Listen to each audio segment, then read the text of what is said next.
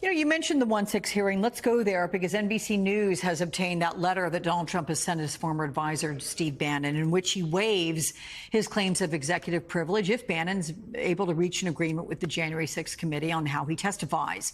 But this letter comes just over a week before jury selection is scheduled to begin in Bannon's contempt of Congress case.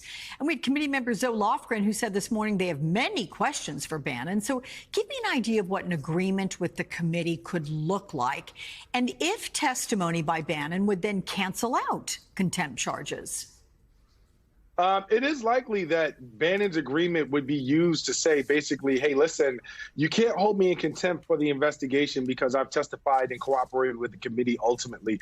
And that's going to be a question that a judge would ultimately decide in terms of making that decision as to whether his cooperation now during the hearings is going to negate or refute his previous refusal to cooperate to the point of having contempt actually take place. I mean, you know, it's hard to say how a judge would rule on that if it came in front of them. But I think that's ultimately the play that we're looking at. And here's the thing that you have to consider, Alec.